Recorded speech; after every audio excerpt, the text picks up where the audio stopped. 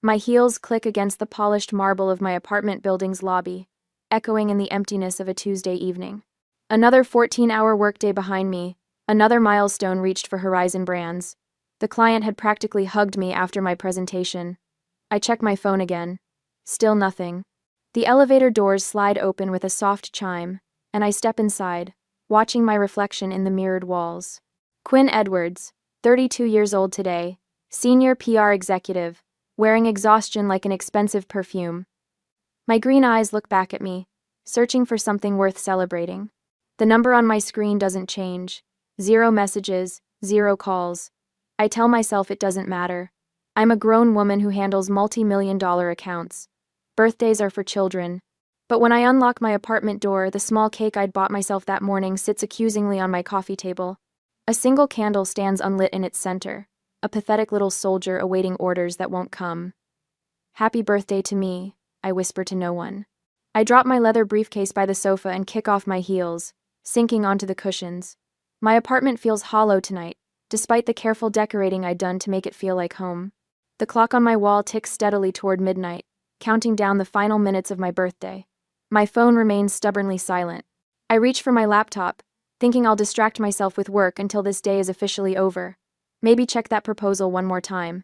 But instead, my fingers betray me, opening Facebook. The first post freezes me in place. There's my brother Miles, champagne glass raised high, surrounded by smiling faces. Behind him hangs a banner. Congratulations on your promotion. My father's arm is draped around his shoulder, pride radiating from his face. My mother stands on his other side, beaming up at her son. The timestamp shows the photos were posted 4 hours ago. My birthday. I scroll down, each image a fresh wound. Dozens of pictures. The entire extended family there. Aunts, uncles, cousins I haven't seen in years. All gathered around Miles, celebrating. The comments swim before my eyes. So proud of our superstar, my father wrote. The Edwards family legacy continues, my mother added. My hand trembles as I set the laptop down. They didn't forget my birthday. They chose to celebrate something else instead. Again. The memory surfaces without invitation. Sitting alone at the restaurant table, 11 years old, a single birthday candle melting into my cake as I waited for my family to return from Miles's debate competition. They'd promised they'd be back in time. They weren't. Then, at 17, shipped off to Grandma's house on my birthday weekend while my parents toured Yale with Miles. It's his future, Quinn, Dad had explained, not quite meeting my eyes. My college graduation, overshadowed by Miles's engagement announcement at what was supposed to be my celebration dinner. The conversation quickly shifted from my summa cum laude honors to wedding venues and guest lists. Just last month, my father dismissed the Horizon campaign that increased client revenue by 41%. It's just advertising, Quinn, he'd said, glancing at his watch. Not like Miles's work in finance. That's the real impact. I pick up my phone and scroll through my contacts. Family names blur together. People who've never once called to ask about my accomplishments, my struggles, my life. An email notification pops up on my screen. I open it mechanically, then blink at the message. My performance bonus for the Horizon campaign, $82,000. My phone rings, startling me. My mother's name appears on the screen. For one foolish moment, hope flutters in my chest. Hello? I answer, hating the eagerness in my voice. Quinn, darling. My mother's voice bubbles through the speaker. I'm so glad I caught you. Listen, we're planning a little something for Miles and Jessica's anniversary next month, and I was hoping you could help out. Nothing major, just handling the catering and maybe the decorations. You're so good at that sort of thing. The clock strikes midnight. My birthday is officially over. Mom, I say, my voice shaking. Today was my birthday. A pause. Oh, she sounds genuinely surprised. Oh, honey, with Miles's big promotion, it just slipped our mind. Slipped their mind. Like always. I stare at the email still open on my laptop. $82,000. More money than I've ever had at once. Something shifts inside me, like tectonic plates sliding into a new formation. My voice steadies. Don't worry about it, Mom, I say, the words coming from somewhere new and unfamiliar. I understand what's important to this family. And for the first time in my life, I truly do. 4 days later at work, my fingertips hover over the keyboard, frozen in disbelief. The group chat that I am not part of, but thanks to Mom's accidental invitation, I entered it. Threads sprawled across my screen like a crime scene, each message more damning than the last. Quinn should contribute significantly to Miles's anniversary gift, my father wrote. At least 20,000. My mother's reply appears below. She just got that bonus. Time she supports the family for once. And there it is. My name, spelled Quinn, in the family thread. 1, instead of 2. My own mother can't even spell my name correctly. I lean back in my office chair, the leather creaking beneath me. The Chicago skyline stretches beyond my window, buildings glittering in the afternoon sunday. Inside Horizon PR's glass-walled conference room, I'm supposed to be preparing for tomorrow's client meeting. Instead, I'm discovering just how little I matter to the people who should care most. My phone vibrates. Jennifer pokes her head through my doorway, her dark curls bouncing as she enters. "Your brother's online too," she says, then narrows her eyes at my expression. "Everything okay?" "Miles used our contacts at Regen Tech," I say, turning my laptop toward her. "Pulled their marketing director into a meeting for his investment firm, without asking me." Jennifer scans the emails, her frown deepening. "This is the third time he's done this. And your dad thinks you should give him 20 grand for an anniversary party?" She lets out a low whistle. "That's messed up, Quinn."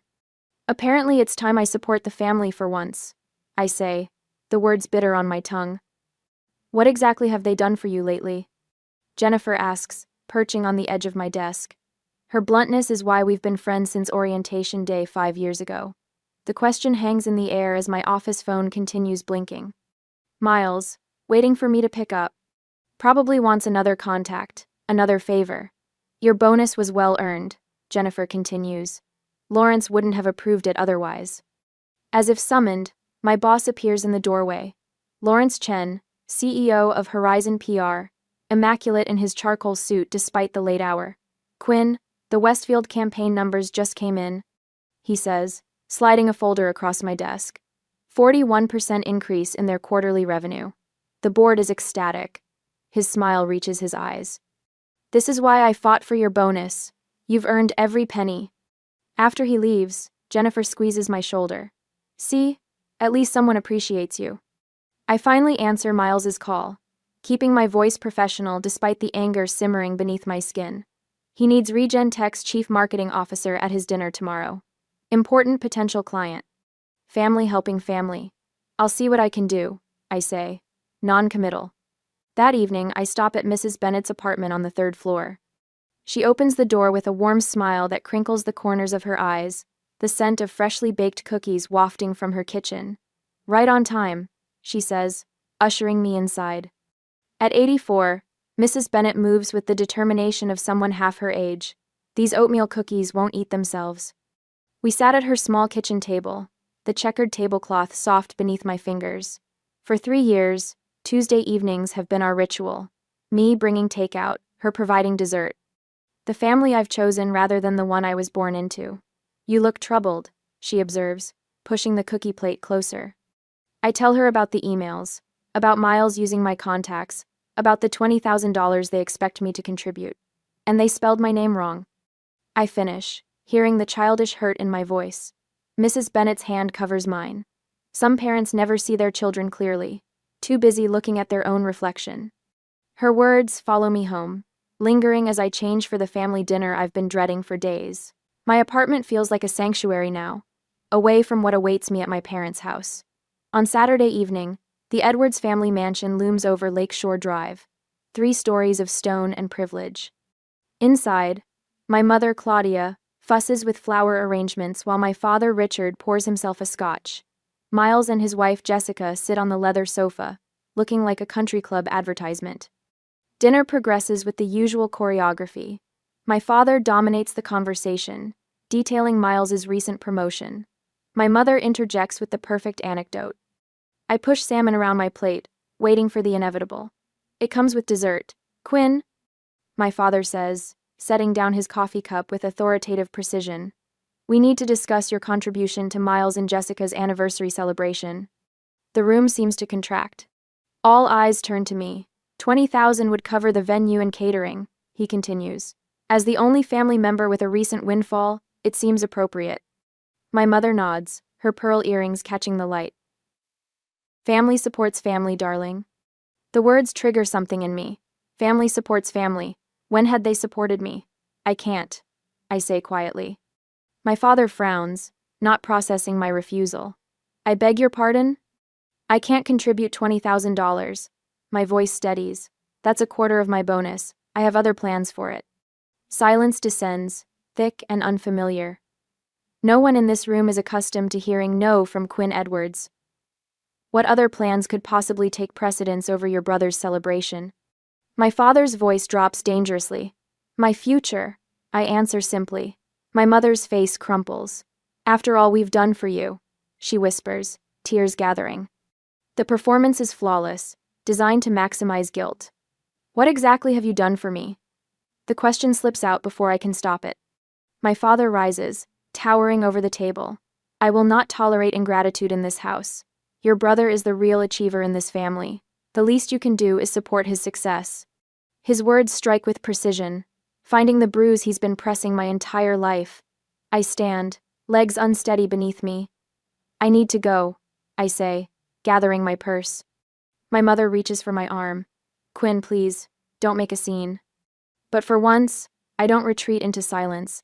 I don't smooth things over. I walk out the front door, guilt trailing behind me like a shadow. But something else too. Resolution. For the first time in 32 years, I've refused to fade into the background of my brother's life. It feels terrifying. It feels right. In my car, hands still trembling on the steering wheel, I make a promise to myself. This is just the beginning. A week later, Mother calls every morning at precisely 7:15. I've started leaving my phone in the bathroom while I make coffee. Quinn, sweetie, this rebellious phase needs to end. Her voice echoes from the speaker as I apply mascara. Your father hasn't slept properly since that dinner. I watch myself in the mirror, cataloging the familiar tightness around my mouth. Mom, I'm not rebellious. I'm 32. Then why are you breaking our hearts, after everything we've sacrificed for you? The mascara wand freezes midair. What exactly have you sacrificed for me? She gasps, genuinely shocked. How can you ask that? We gave you everything. I have a meeting. I need to go. I hang up before she can respond.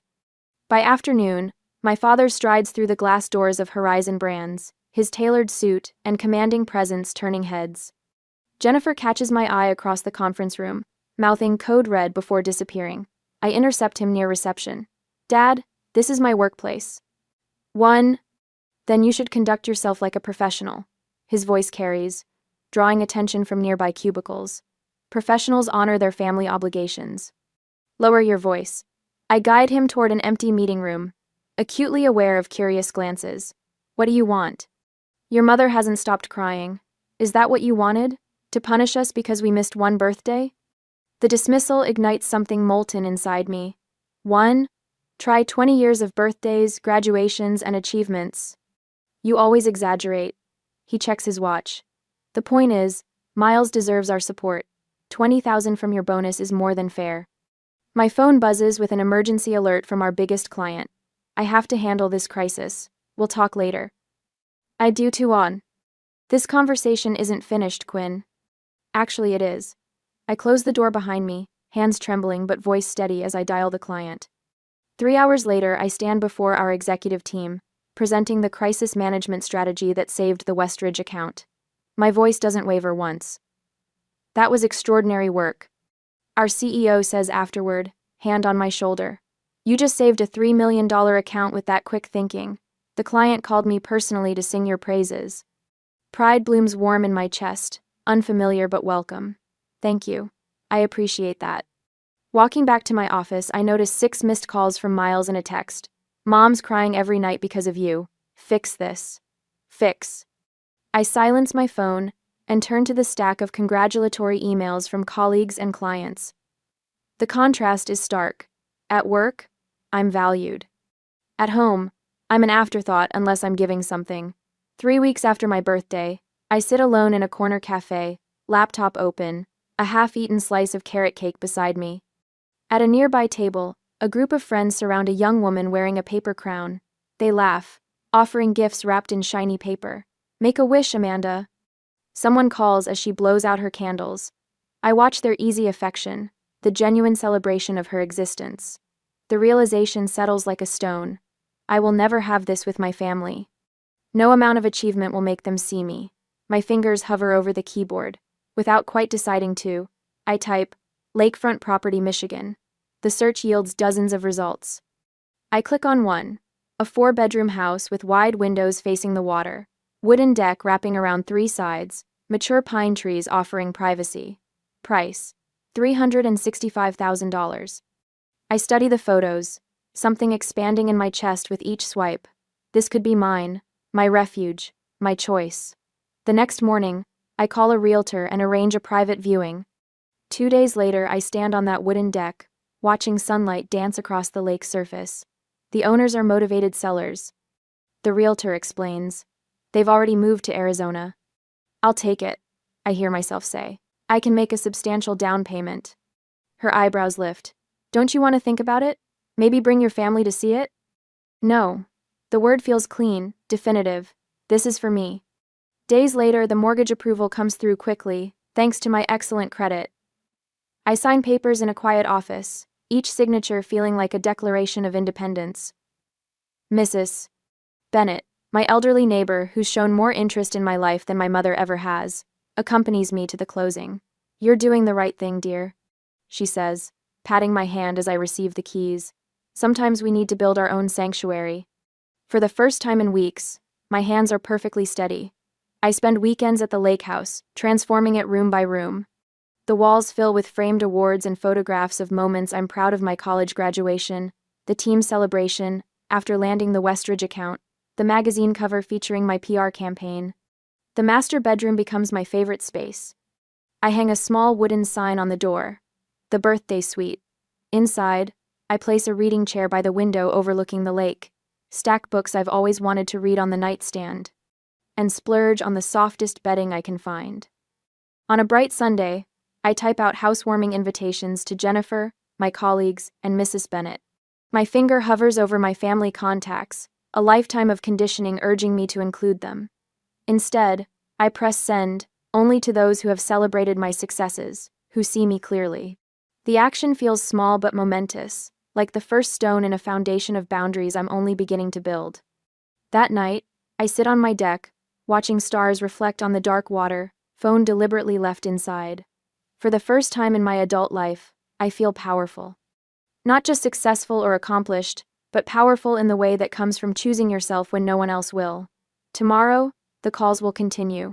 The guilt trips will intensify. But here, in this space that belongs only to me, their voices finally begin to fade. On Sunday, my thumb hovers over the post button. 3 deep breaths. Then, I press it.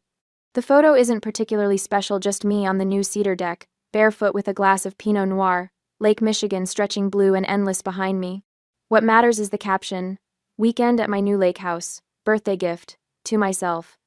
I set my phone screen down on the weathered wooden railing and lift my face to the golden Michigan sunset. The September air carries a hint of autumn, crisp against my skin. For 20 minutes, I simply breathe, watching light dance across gentle waves, while chickadees call from nearby pines. When I finally check my phone, the notification count stops me cold. 17 missed calls, 32 text messages. My mother has called 8 times in 15 minutes. I silence the ringer and slip the phone into the pocket of my jeans. Not today. Instead, I settle into the Adirondack chair I assembled myself yesterday, after writing invitations, and watch the sun sink lower, painting the water in shades of amber and rose. The lake house isn't enormous: 4 bedrooms, open kitchen, stone fireplace, but every inch belongs to me. Every decision, from the sage green exterior paint to the vintage brass doorknobs, reflects choices I made without seeking anyone's approval. My phone vibrates again, persistent as a wasp. When I glance at the screen, Jennifer's comment appears. "You deserve this and more. Can't wait to see it in person." Monday morning at work brings 6 voicemails from my mother, each progressively more frantic than the last.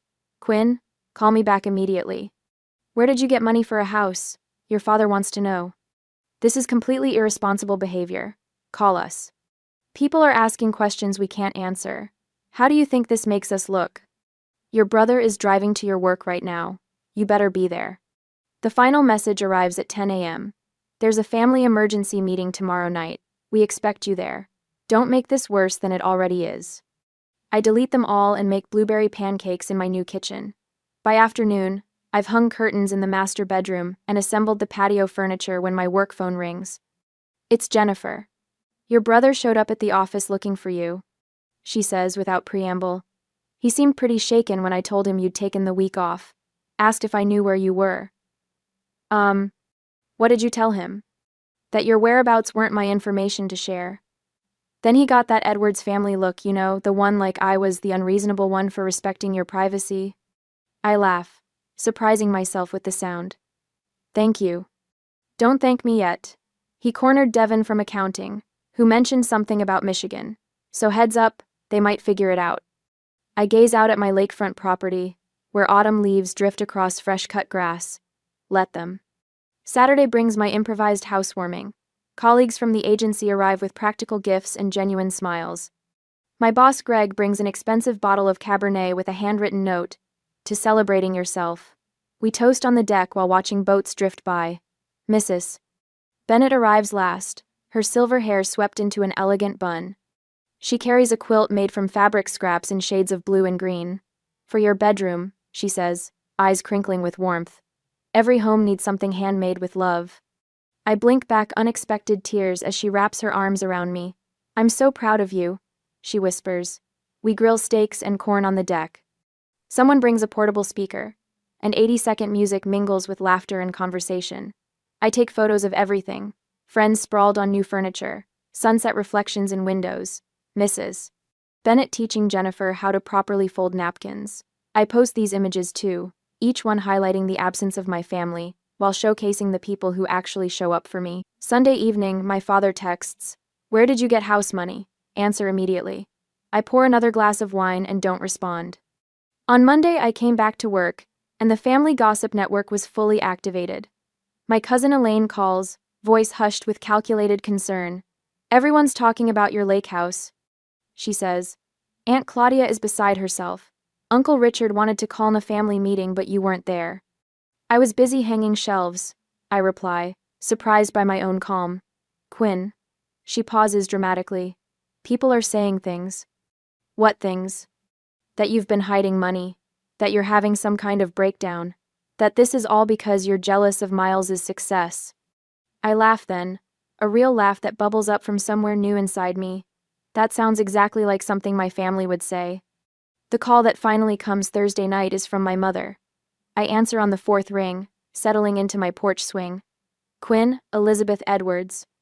She begins, voice tight with controlled fury. "This has gone far enough. The Petersons, the Carsons, even Reverend Wallace has asked about your situation." My situation? This attention-seeking behavior. Buying a house without consulting the family. Posting those photos. People are asking questions. I rock gently, watching a heron glide across the water. "What questions?" Her voice drops to a whisper. "Why you would need to buy yourself a birthday present. Why we weren't there to help you celebrate. It's creating a very uncomfortable situation for this family." "How interesting." I keep my voice light. It's almost like actions have consequences. "We need to fix this." Her voice hardens with purpose. "I'm organizing a family dinner Sunday night. Your father and I will explain that this was all a misunderstanding. That we've always supported you." The old Quinn would have agreed immediately, desperate to smooth things over. But that Quinn doesn't live here anymore. "I'm available Tuesday next week," I say instead. 7 o'clock, and I'll bring the photo albums. "What photo albums?" I smile into the phone. The ones I've been keeping since I was 11 years old, documenting everything. Documenting. For once, my mother has nothing to say. On Tuesday next week, the granite steps of my parents' mansion stretch before me like a courthouse walkway. I grip the 3 photo albums tighter against my chest, my knuckles whitening around their edges. The evening sun casts long shadows across the manicured lawn, shadows that seem to reach for me, trying to pull me back into old patterns. I ring the doorbell instead of using my key. Tonight, I'm not family. I'm a prosecutor with evidence.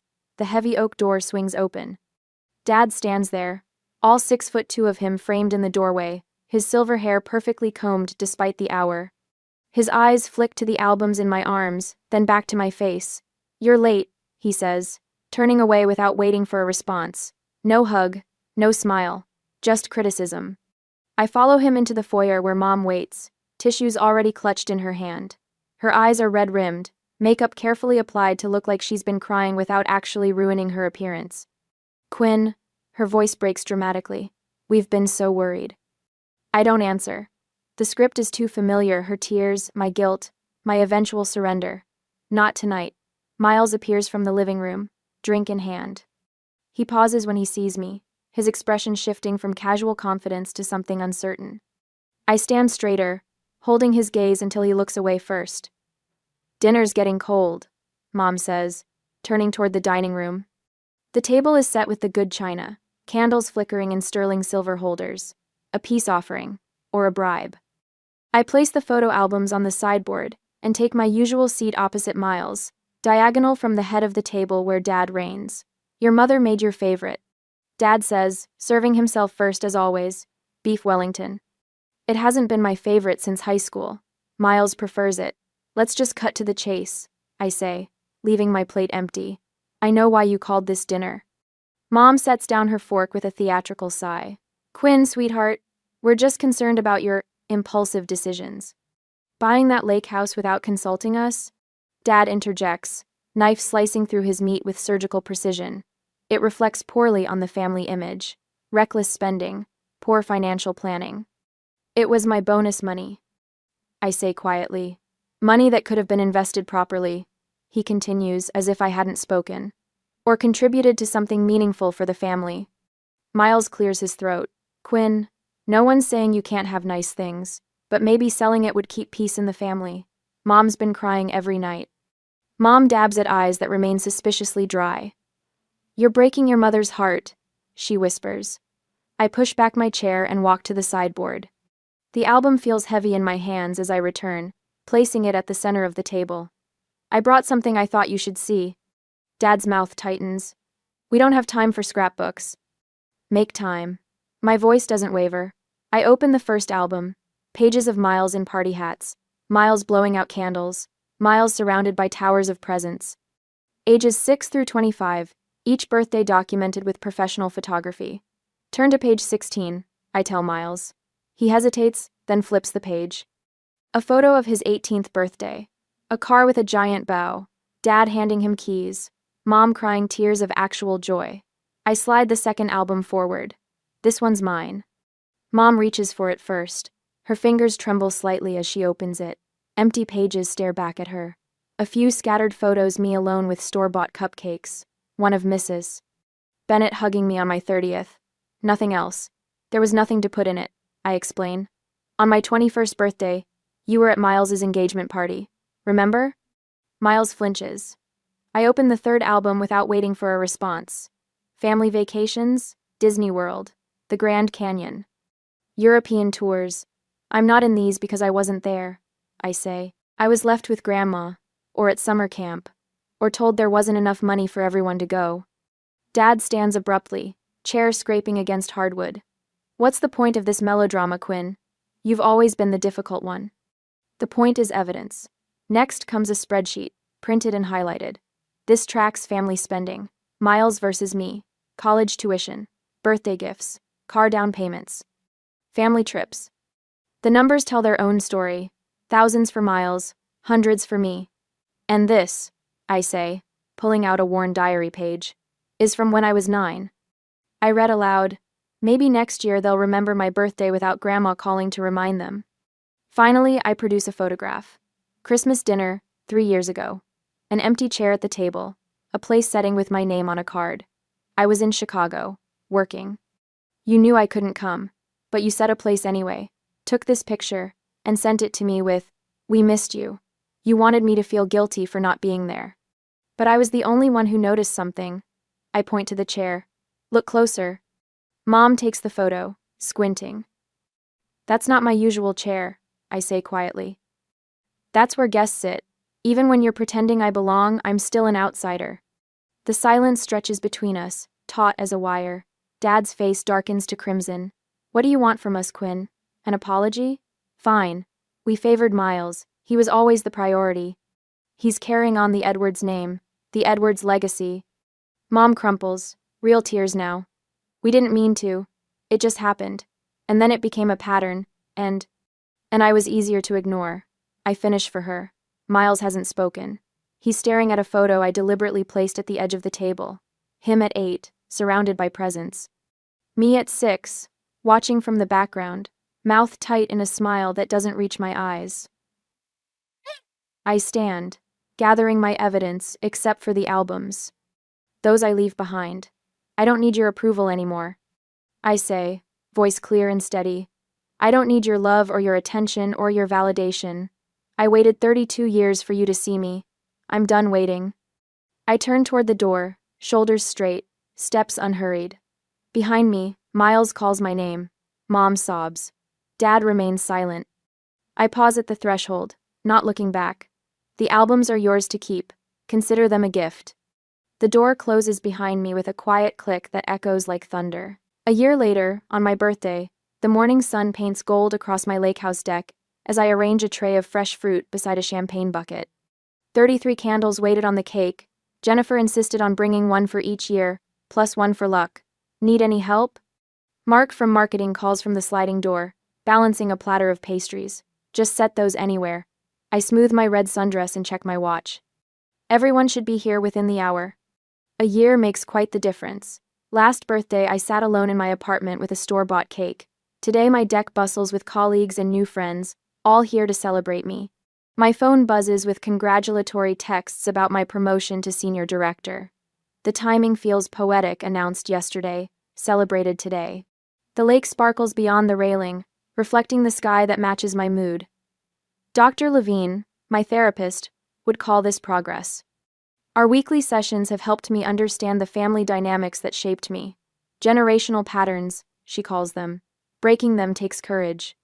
Courage looks like spending Thanksgiving at a resort in Vermont instead of my parents' house. Like muting group texts when they turn manipulative. Like building my own traditions from scratch. Quinn! Jennifer raises her mimosa glass. To the birthday girl who taught us all how to choose ourselves. Glasses clink. Laughter ripples. I absorb the warmth of genuine connection, so different from the hollow performance of family gatherings. A car door slams out front. I know that engine sound. My brother's BMW. Miles stands awkwardly at the edge of the deck, holding a wrapped package. The party conversation dims as he approaches. Sorry to crash, he says. I wanted to give you this in person. We haven't spoken since the photo album confrontation. Since he watched his perfect family narrative crumble under the weight of evidence. Join us, I say, surprising myself with how much I mean it. Later, when the party moves indoors, Miles and I sit at the end of the dock. The package rests between us, still wrapped. Therapy's been eye-opening, he admits, watching a sailboat cut across the horizon. Dad still won't go, but Mom's trying. She talks about you differently now. And you? I ask. I never saw it until you showed us. How they erased you while spotlighting me. He pushes the package toward me. Open it. Inside is a framed photograph I've never seen before. Me at 7, perched on our old tire swing, laughing at something beyond the camera. Just me. Found it in Dad's storage boxes, Miles explains. Had it restored. Proof you existed, even when nobody was looking. My throat tightens. Not a solution, but a beginning. A knock at the lake house door pulls me back to the party. Through the glass, I see my mother standing alone on the porch, clutching a small bakery box. She insisted on coming, Miles says. I didn't tell her where until today. Mom's hands tremble as she holds out the box. Inside sits a cupcake with a single candle. Happy birthday, Quinn, she whispers, her rehearsed smile faltering into something more genuine. I brought carrot cake. You always liked that, didn't you? I did, she remembered. The party's winding down, I say, stepping aside. You can stay for cake if you'd like. Her relief is palpable. Small steps. After everyone leaves, I walk back to the dock as twilight settles over the lake. Last year, I spent my birthday staring at an empty inbox in a sterile cafe. Tonight, I'm surrounded by gifts chosen with care, echoes of laughter, and the beginnings of boundaries that protect without isolating. My phone chimes with a text from Mrs. Bennett. Did you enjoy your day, dear? I smile as I type my reply. For the first time, I truly celebrated myself. The lake house windows glow behind me, light reflecting on the gentle waves. I raise my glass to my silhouette against the sunset, toasting the woman who finally learned that validation begins within. What gift have you given yourself that changed everything?